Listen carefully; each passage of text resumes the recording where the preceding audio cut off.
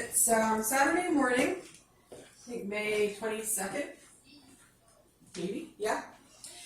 So I came in from Norfolk last night and I realized I had a lot of stuff in my fridge that I hadn't cooked all week. So I pulled out my actual heavy-duty cast iron. Let me get my cast iron holder here. I'm going to make just a nice breakfast dish that I can, actually you can use it for brunch, you can use it for breakfast, you can use it however you want.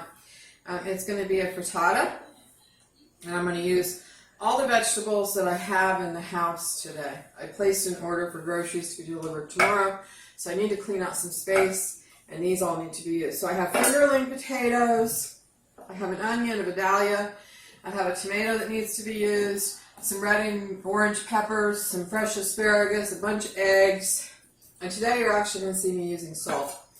So I'm just going to slice these potatoes thin. I could have had this prepped. They've been washed and dried. Fingerlings are good for this dish because they cook quick. Another way to, and they're not really super starchy. Another way to rush the cooking on these is you can put them in the microwave for, 3-4 minutes. I'm going to put the potatoes in first because they take the longest to cook. This dish is going to end up in the oven. In my skillet, I've got a little over a tablespoon of regular canola oil. I'm not using olive oil. I'm not trying to add any other flavors to this other than the fresh vegetables that I'm going to be using. The tomato will be the last thing I add after the eggs, simply because I don't really need it to cook. I just want that flavor in there. And I have a tomato. It's not required in this dish. This is one of those, you've got everything, throw it together type dishes. I don't want it to cook too. I don't want to set off the smoke alarm again. Lord knows I do that enough. My neighbors know that. So there's a couple of things I'm doing this week that I've decided to do because I've got the food in the house already. I didn't have to order anything special. I'm going to try and make a chicken paprikash for me for during the week. Of course, this frittata is going to be 4 servings, so I'll probably have 2 today, and then I can package it up for the rest of the week. I'm trying to think. It's a chicken paprikash, and I might do, I've got the tri-tip defrosting that I had mentioned earlier in the week on the Facebook page. I do want to cook it. I've got it defrosting. I'm going to marinate it and grill it, and then I'm going to figure out what to do with it. Tri-tip is always better grilled. Move this around a little bit. And so this is one of those samples of, I've got my Lodge, my heavy-duty Lodge cast iron, which is my favorite brand of cast iron. It's made here in the U.S. They're not cheap. You can buy them pre-seasoned. And I have my silicone handle because this entire pan is going to get hot. When you work with cast iron, the entire pan gets hot. So they do sell at Lodge, also on Amazon. You can find them. Silicone handles for the long handle and a grip for this end. I just use a towel on that end. I probably go through 2 handles a year because I use it so much in and out of the oven, and the pan is really super hot. And they tend to start getting a little aged where they meet the pan. Not the handle itself, but where the handle meets the pan. They age a little. This one you can see has a little wear on it already. So I'll probably get a new one by the end of summer. Because I do also take this out on the grill. I have a burner on the grill. I enjoy cooking outside. I was just telling a friend this morning on Facebook, I'm jealous of another friend because she's got an outdoor kitchen, which I want so badly. I don't have a huge yard. And I was asking another one of my friends, what did they think about me adding an outdoor kitchen? Just a small one, not a full-size one, just like maybe a couple burners, like 2 burners and a flat iron out in the backyard. I think I have the space for that along the back wall. Again, it takes away from Dixie's space, but it does give me that lovely place to cook outside. My gas grill has a burner that I do use. I've actually made breakfast out there for myself on a really hot day this month already. Our weather is still not sure what it wants to be, hot or cold. So I'm going to finish up these last 2 fingerling potatoes. And I'm cutting these about 1/8 of an inch thick. I could probably bring out the mandolin, but I figured I needed the cutting board and the knife for the other vegetables. So why add one more dish to the dishes that need to be washed? I'm all about not having to wash any more dishes than I absolutely have to. Again, you could absolutely start these off by boiling them first if you wanted to. I wouldn't boil them to doneness, just right before they're done. So a normal boil time is about 20 minutes, so I'd say about 10. Or you could stick them in the microwave in a bowl, microwave safe bowl, for about 5 minutes with the whole bag. This was I think it was a 6-ounce bag of potatoes that I got. So the potatoes are in, they're sizzling. My next step is my onion.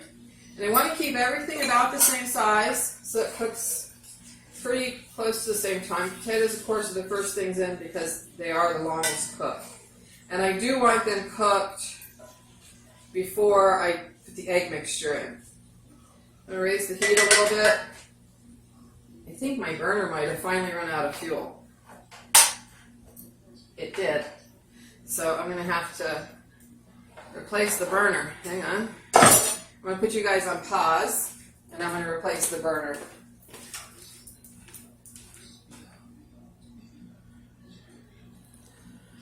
All right, so the butane has been replaced. I'm really sorry about that. I didn't realize it was that low.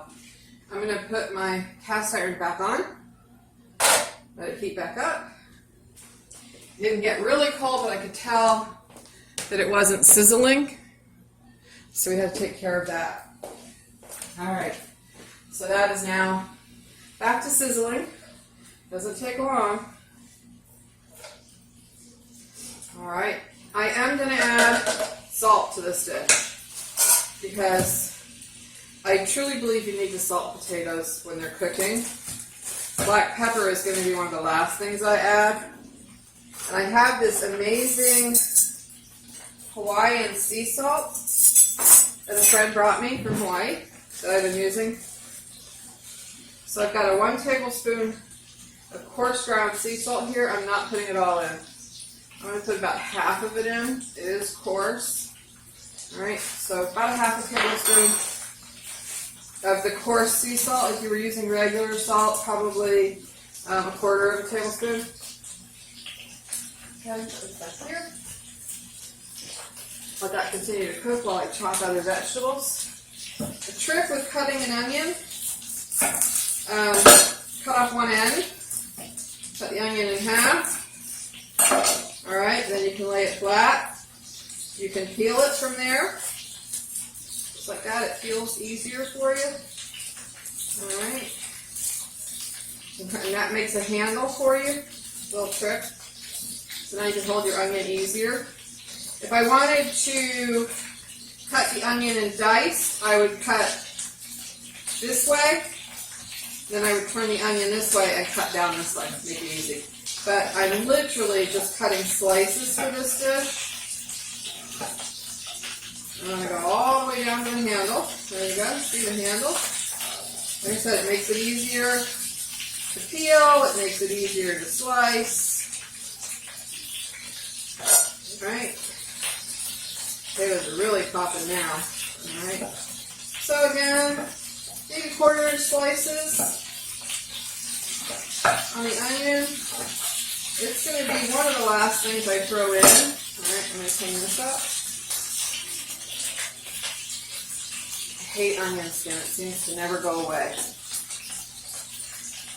Like that stuck to my finger, and that one in the pan. The potatoes are really popping now. I gotta keep my eye on them. I don't want them to burn, but I do want them to semi-cook. Heat down a little because I don't want my smoke detector going off. Beautiful, starting to brown.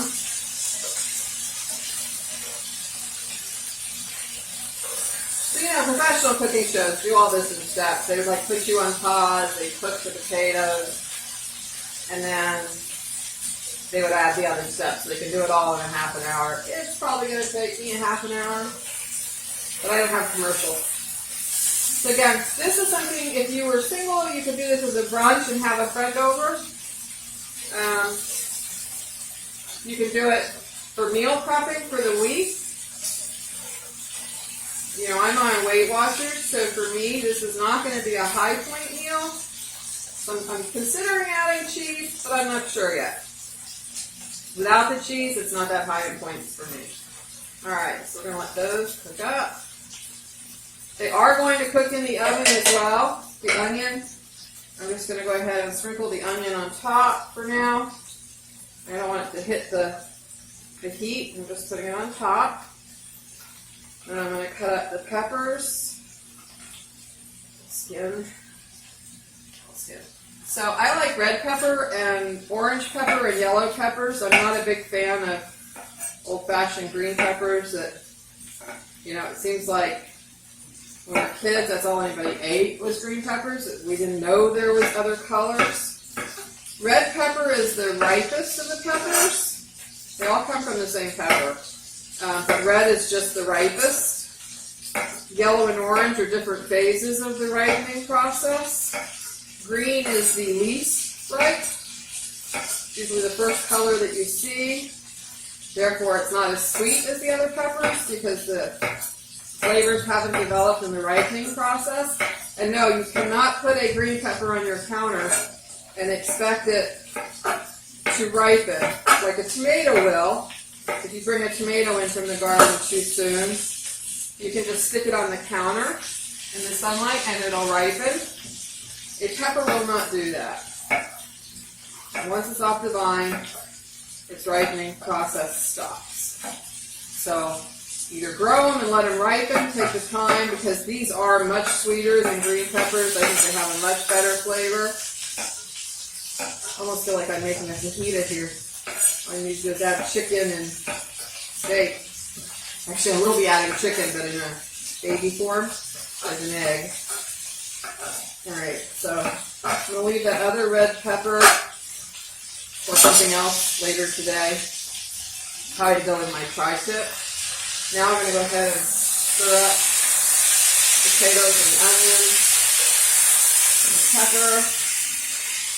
Yes, there's a lot of food in here. Got a lot of eggs on the counter, so all fit. The onions and the peppers are going to shrink in size as they cook.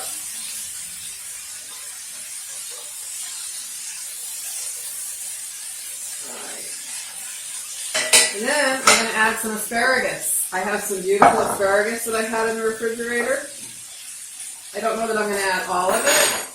And again, like the tomato, it might be something that I add on the back end so that it's pretty. In the dish, it'll bake in the egg. I think that's what I'll do is I'll make a wagon wheel of asparagus. I'm going to keep the ends because I'll throw those along with the onion skin and the pepper tops in a stock to make a nice vegetable stock. Might be what I do with that other red pepper that I have left. I am going to seed the tomato. Put this in here. Only because I don't want all that excess moisture. So I am going to seed the tomato. So I'm going to cut the top off.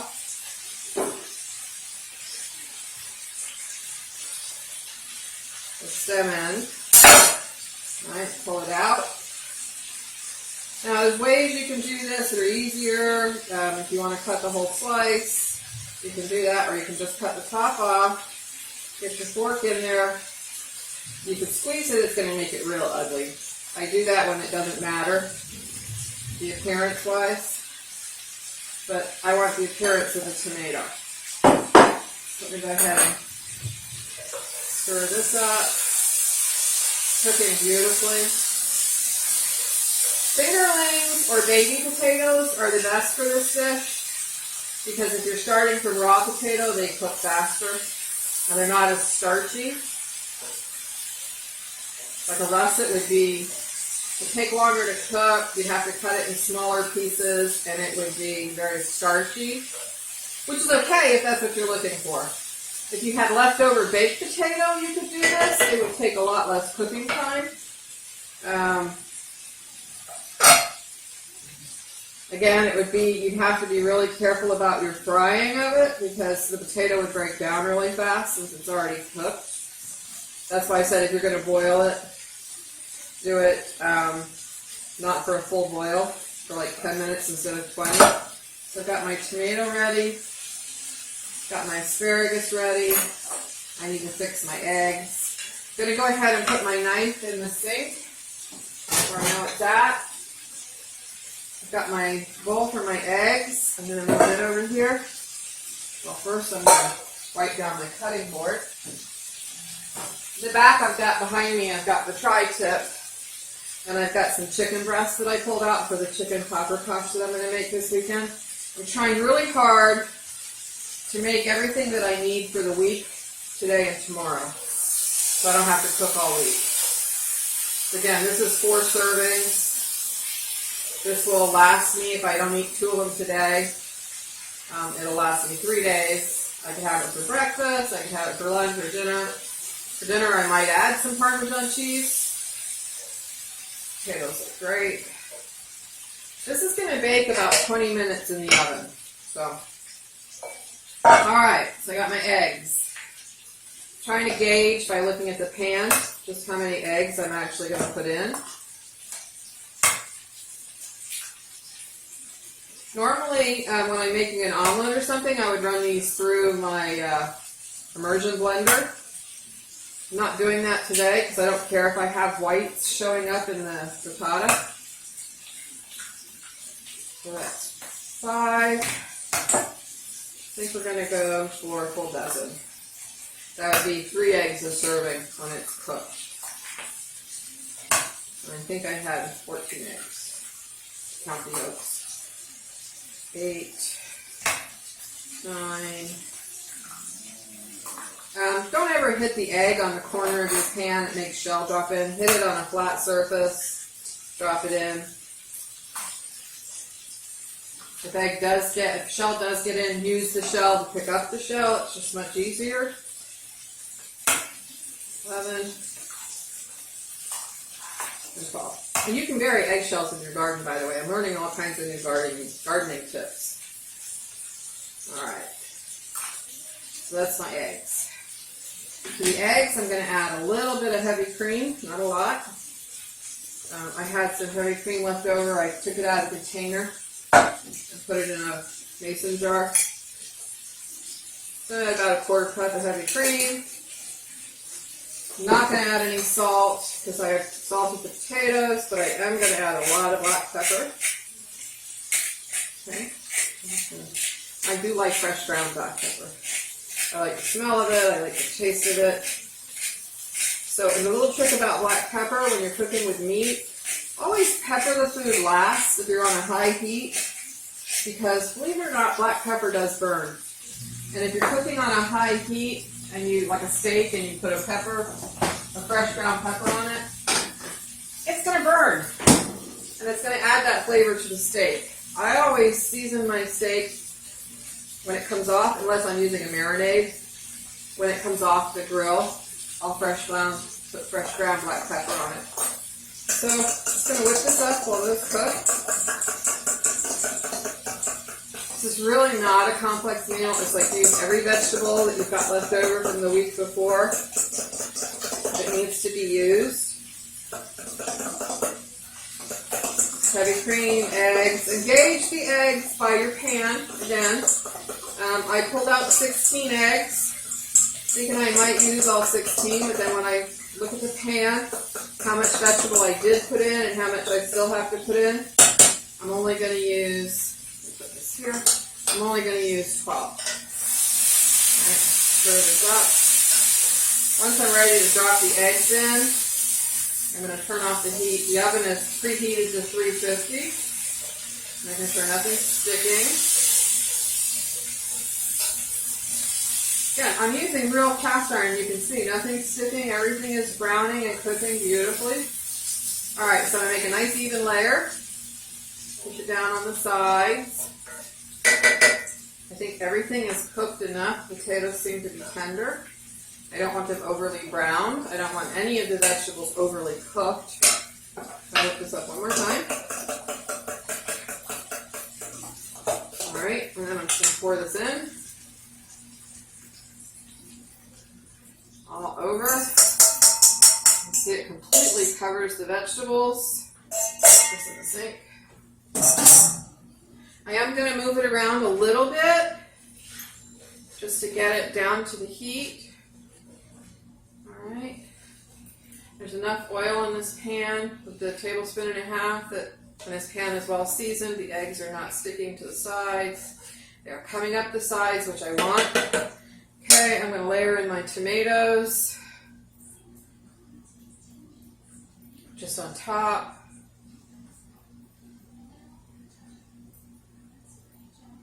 All right. Tomatoes look beautiful. Wipe up that spot, and then I'm going to layer in my asparagus. The asparagus are going to cook in the egg, with the egg, and the other vegetables in the oven. So let's make an asparagus pinwheel. Kind of push it down just a little bit in the egg. Make sure it makes some contact with the egg. If you were having people over for brunch and you served this, they would be just amazed. Trust me. It's going to bake, like I said, about 20 minutes in the oven. Move it over and add a few more there. Got 2 here. Some of these are big, some of them are little, so gauge how many you can fit into your pan. These are just laying on top. They're going to cook in the oven. In the moist egg. Beautiful. All right, so 3. Beautiful pinwheel. I have some asparagus to use later. I can either steam it, use it later, or add it to my vegetable stock that I'm going to make. All right, this looks gorgeous. I'm going to turn off the heat here. Okay. I'm now going to move this into the oven. I have not added any cheese for those that don't like cheese. You can serve it this way. I can add cheese as I go. I want to sprinkle some Parmesan on top of it. It's already starting to cook up the sides. It looks beautiful. Alexa, set a timer for 25 minutes. 25 minutes, starting now. All right, I'm going to pop this in the oven. Close the door, let it cook for 25 minutes, and we'll come back in 25 minutes.